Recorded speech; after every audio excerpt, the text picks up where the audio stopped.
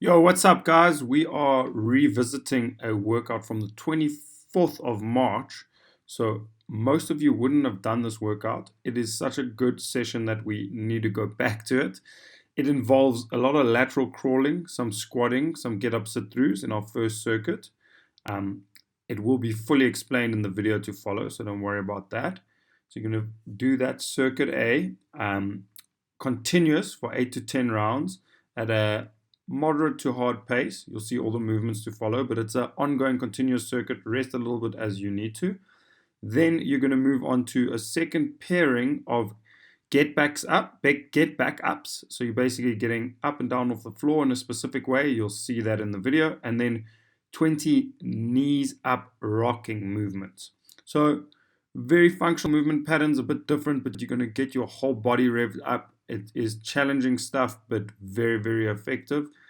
Yeah, guys, so give it a bash and enjoy it. Okay, guys, our first circuit, it's going to involve some lateral crawling, squatting, and a movement called the get up sit through. So we're going to show you how to set up, guys, for this lateral crawling, the sideways crawling. So Maureen's going to just show you. She's going to go into a crawl position on all fours. Her knees are just above the floor, as you can see. Her hands are directly beneath her shoulder joint, okay? And her knees directly beneath her hip joint. And she's got a straight line from hand, knee, foot. If you see from the front, Maureen will show you from the front, you've got a straight line from your hand, knee, foot. So a nice boxed square position. So you're going to start at a marker. Put your markers roughly 3 to 5 meters apart. Okay, obviously the further the more challenging. And you're going to move slowly. She'll start slowly hand to hand, and then your feet follow. So your hands go together and your feet go apart. So it's hands together while your feet are apart, and then the opposite. Okay, you'll figure that out as you go. So you're going to go lateral crawl to that side, then you're going to stand up and get in a squat position. Hands above or behind your neck, elbows out. Okay, this is a prisoner squat position. Just activates the back muscles a bit more. It's a little variation for you. Okay, 20 repetitions at just a up-down cadence, just a normal pace, no specific tempo on this movement. Okay, normal squatting mechanics, guys. Upright posture, knees tracking toes, the usual deal. Then we're going to go straight back down into the crawl position and do the lateral crawl back. Once you get to that side, you're going to set up for a get-up, sit-through movement. So the sit-through movement, you set up exactly like you started your crawl, guys, and then you're going to lift your knees up. Now, we'll do this slowly to show you. She's going to take her left foot outside her left hand, then lift her left hand and sit through onto her butt. Then get back to the crawl position with both feet. Okay, other side, sit through. High five, Corona style. From the front, okay, outside the front hand, slow, okay, first outside, pause, and through, and back to the starting position. That's 1 rep and 2 reps. Practice this once or twice before you start your circuit, guys. So then how the circuit will work is lateral crawl, squats, lateral crawl, get up sit throughs. Keep going at a continuous pace, challenge yourself. You can have a little breather along the way, 5 to 15 seconds at a time, but it's a continuous circuit, guys. There's no rest in between rounds, nothing like that. Do 8 to 10 rounds, get a sweat going, guys. You'll be surprised how much this works your entire body, the crawling movement, and yeah, your shoulders will feel it afterwards.